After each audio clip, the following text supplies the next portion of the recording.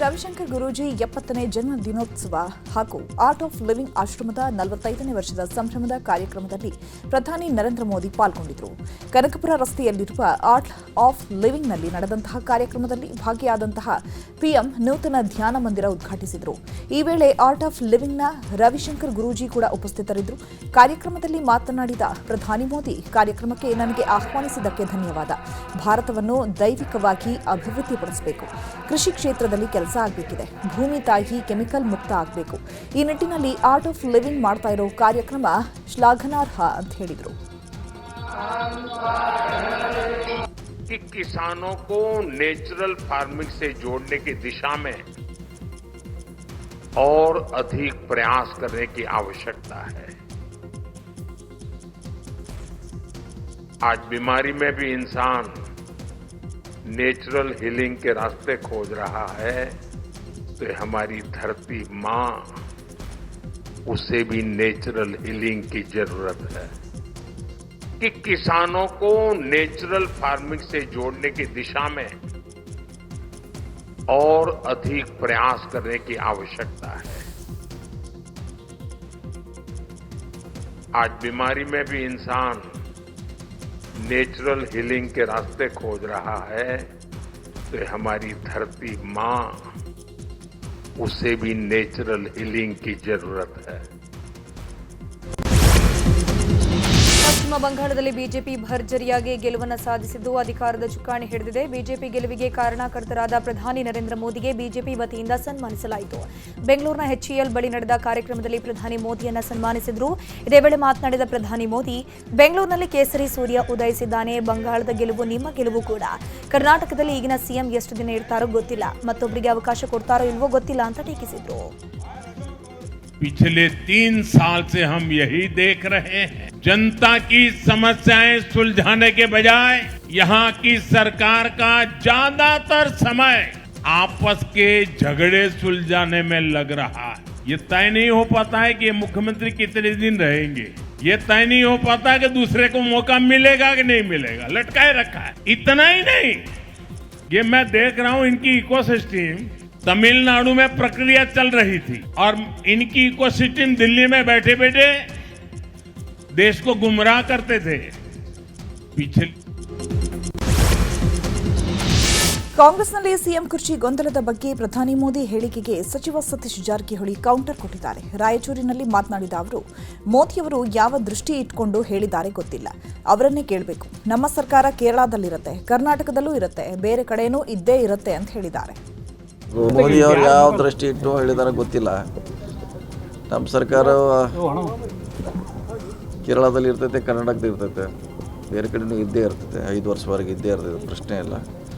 ಅವ್ರು ಹೇಳೋ ಅರ್ಥ ಇನ್ನು ಅವ್ರಿಗೆ ಗೊತ್ತು, ಅವ್ರು ಹೇಳಬೇಕು. ಅದು ನಮ್ಮ ಪಾರ್ಟಿ ಆಂತರಿಕ ವಿಚಾರ. ಅದು ಕಾದಾಟ ಇರ್ಬೋದು, ಹೊಡೆದಾಟ ಇರ್ಬೋದು, ಘರ್ಷಣೆ ಇರ್ಬೋದು, ಅದು ನಮ್ಮ ಪಕ್ಷಕ್ಕೆ ಸಂಬಂಧಪಟ್ಟದ್ದು. ಮತ್ತು ನಮ್ಮ ಪಕ್ಷದ ವರಿಷ್ಠರನ್ನ ಬಗೆಹರಿಸ್ತಾರೆ. ಮೋದಿ ತಮಿಳುನಾಡಿನ ಸಿಎಂ ಆಗಿ ವಿಜಯ್ ಪ್ರಮಾಣ ವಚನ ಸ್ವೀಕರಿಸಿದ್ದಾರೆ. ತಮಿಳುನಾಡಿನ 22ನೇ ಸಿಎಂ ಆಗಿ ವಿಜಯ್ ಪ್ರಮಾಣ ವಚನ ಸ್ವೀಕಾರ ಮಾಡಿದ್ರು. ರಾಜ್ಯಪಾಲರಾದಂತಹ ರಾಜೇಂದ್ರ ಅರಳೇಕರ್ ಪ್ರಮಾಣ ವಚನವನ್ನು ವಿಜಯ್ಗೆ ಬೋಧಿಸಿದ್ರು.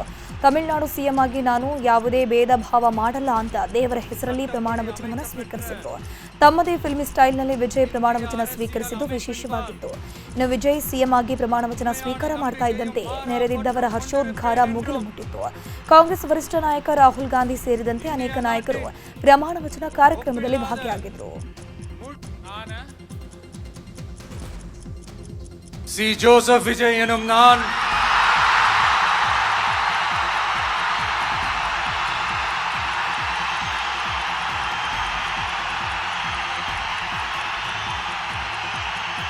சட்டப்படி அமைக்கப்பெற்ற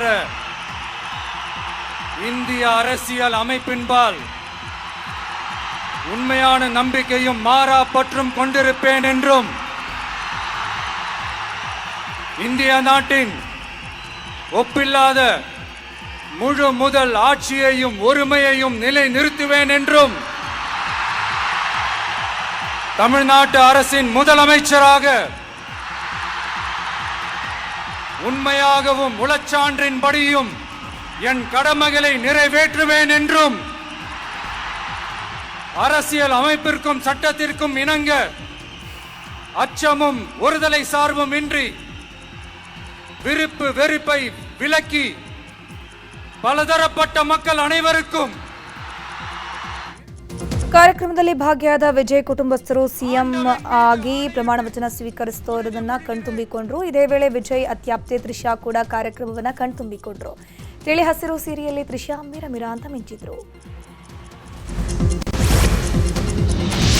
ಇನ್ನು ವಿಜಯ್ ಜೊತೆ ಇನ್ನೂ 9 ಮಂದಿ ಸಚಿವರಾಗಿ ಪ್ರಮಾಣ ವಚನ ಸ್ವೀಕರಿಸಿದ್ರು. Anand, Aadhav, Arjuna, doctor KG Arun Raj, KA Sengottaiyan, P Venkataramanan, R Nirmal Kumar, Raj Mohan, doctor TK Prabhu ಹಾಗೂ ಸೆಲ್ವಿ ಎಸ್ ಕೀರ್ತನ ಸಚಿವರಾಗಿ ಪ್ರಮಾಣ ವಚನ ಸ್ವೀಕರಿಸಿದರು. ತಮಿಳುನಾಡಿನ ನೂತನ ಸಿಎಂ ಆಗಿ ವಿಜಯ್ ಪ್ರಮಾಣ ವಚನ ಸ್ವೀಕರಿಸಿದ ಬಳಿಕ ನೇರವಾಗಿ ಸಿಎಂ ಕಚೇರಿಗೆ ತೆರಳಿದ್ದಾರೆ. ಈ ವೇಳೆ ವಿಜಯ್ಗೆ ಕಚೇರಿ ಸಿಬ್ಬಂದಿ ಹಾಗೂ ಪೊಲೀಸರಿಂದ ಸರ್ಕಾರಿ ಗೌರವ ಸಲ್ಲಿಸಲಾಯಿತು. ಬಳಿಕ ಸಿಎಂ ಕೊಠಡಿಗೆ ತೆರಳಿ ಸಿಎಂ ಕುರ್ಚಿಯಲ್ಲಿ ಕುಳಿತು ಫ್ರೀ ವಿದ್ಯುತ್ ಭರವಸೆಗೆ ಸಿಎಂ ವಿಜಯ್ ಮೊದಲ ಸಹಿಯನ್ನು ಹಾಕಿದ್ದಾರೆ. ಸಿಎಂ ಆಗ್ತಿದ್ದಂತೆ ಮೊದಲ ಭರವಸೆಗಳಿಗೆ ವಿಜಯ್ ಸಹಿ ಹಾಕಿದ್ದಾರೆ. 200 ಯೂನಿಟ್ ಫ್ರೀ ವಿದ್ಯುತ್ ಗ್ಯಾರಂಟಿ ಯೋಜನೆಗೆ ಸಹಿ ಹಾಕಿದ್ರು. ಪ್ರಮಾಣ ವಚನ ಸ್ವೀಕರಿಸಿದ ವಿಜಯ್, ನಾನು ತಮಿಳುನಾಡಿನಲ್ಲಿ ಉತ್ತಮ ಆಡಳಿತ ನೀಡ್ತೀನಿ. ನನ್ನ ಜೊತೆ ನೀವು ನೋವು, ಅವಮಾನ ಅನುಭವಿಸಿದ್ದೀರಿ. ಈ ನೋವು ಕಣ್ಣೀರಿಗೆ ಇನ್ಮುಂದೆ ತೆರೆ ಬೀಳುತ್ತೆ ಅಂತ ಆಶ್ವಾಸನೆಯನ್ನ ಕೊಟ್ಟಿದ್ದಾರೆ. நான் சொன்னதெல்லாம் படிப்படியா நிறைவேற்ற நான் ட்ரை பண்ணுவேன், நிறைவேற்றுவேன். அதே நேரத்தில் எனக்கு கொஞ்சம் அவகாசம் கொடுத்தீங்கன்னா எனக்கு கொஞ்சம் உதவியாகவும் ஒத்துழைப்பாகவும் இருக்கும். இது உங்களுடைய ஆட்சி. பெண்கள் பாதுகாப்பு ரொம்ப ஸ்ட்ரிக்டா வச்சிருப்பேன். போதைப் பொருள் கலாச்சாரம் அதை கண்ட்ரோல் பண்றதுக்கு என்னென்ன ஸ்டெப்ஸ் எடுக்கணும், என்னென்ன முயற்சிகள் எடுக்கணும், இன்னிலிருந்து அதை நான் எடுப்பேன்.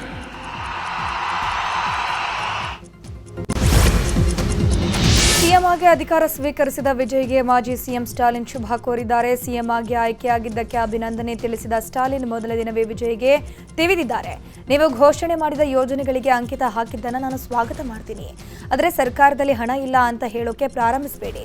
ಬದಲಾಗಿ ಜನರಿಗೆ ನೀಡಿದ ಆಶ್ವಾಸನೆಯನ್ನ ಈಡೇರಿಸುವತ್ತ ಗಮನ ಹರಿಸಿ ಅಂತ ಹೇಳಿದ್ದಾರೆ.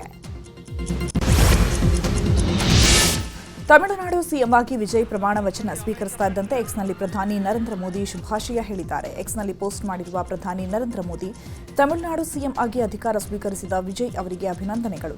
ತಮಿಳುನಾಡಿನ ಜನತೆಯೊಂದಿಗೆ ಕೇಂದ್ರ ಸರ್ಕಾರ ಎಂದಿಗೂ ಇರಲಿದೆ ಎಂದಿದ್ದಾರೆ. ಇನ್ನು ಎಐಸಿಸಿ ಅಧ್ಯಕ್ಷ ಮಲ್ಲಿಕಾರ್ಜುನ ಖರ್ಗೆ ಕೂಡ ಸಿಎಂ ವಿಜಯ್ಗೆ ಶುಭಾಶಯ ತಿಳಿಸಿದ್ದಾರೆ. ಇನ್ನು ಸಿಎಂ ಆಗಿ ಪ್ರಮಾಣ ವಚನ ಸ್ವೀಕರಿಸಿದ ಬಳಿಕ ವಿಜಯ್ ಫುಲ್ ಜೋಶ್ನಲ್ಲಿದ್ದಾರೆ. ಸ್ಟೇಜ್ನಲ್ಲಿ ವಿಜಯ್ ಸೆಲ್ಫಿ ಕ್ಲಿಕ್ ಮಾಡಿಕೊಂಡಿದ್ದಾರೆ. ಅಭಿಮಾನಿಗಳು, ಸಚಿವರು, ಟಿವಿಕೆ ನಾಯಕರು ಹಾಗೂ ಸ್ಟೇಜ್ನಲ್ಲಿದ್ದ ಪ್ರಮುಖರ ಜೊತೆಗೆ ವಿಜಯ್ ಸೆಲ್ಫಿಗೆ ಕ್ಲಿಕ್ಕಿಸಿಕೊಂಡ್ರು, ಪೋಸ್ ಕೊಟ್ಟರು. ಇನ್ನು ಸ್ಟೇಜ್ನಲ್ಲಿ ವಿಜಯ್ ಒಗ್ಗಟ್ಟು ಪ್ರದರ್ಶನವನ್ನು ಮಾಡಿದ್ದಾರೆ. ಕಾರ್ಯಕ್ರಮ ಮುಗಿಯುವಾಗ ಇಬ್ಬರು ಒಗ್ಗಟ್ಟು ಪ್ರದರ್ಶನ ಮಾಡಿದ್ರು. ಕೈ ಎತ್ತಿ ನಾವೆಲ್ಲರೂ ಜೊತೆಗಿದ್ದೀವಿ ಅಂತ ಶಕ್ತಿ ಪ್ರದರ್ಶನ ಮಾಡಿದ್ದಾರೆ. ಸಿಎಂ ಆಗಿ ವಿಜಯ್ ಪ್ರಮಾಣ ವಚನ ಸ್ವೀಕರಿಸ್ತಾ ಇದ್ದಂತೆ ಇತ್ತ ಅಭಿಮಾನಿಗಳ ಸಂಭ್ರಮಾಚರಣೆಯೂ ಮುಗಿಲು ಮುಟ್ಟಿತ್ತು. ಚೆನ್ನೈನಾದ್ಯಂತ ನೆರೆದ ಅಭಿಮಾನಿಗಳು ವಿಜಯ್ ಪರ ಘೋಷಣೆ ಕೂಗಿದ್ರು. ಇನ್ನು ಪಟಾಕಿ ಸಿಡಿಸಿ ಸಿಹಿ ಹಂಚಿ ಸಂಭ್ರಮಿಸಿದ್ರು.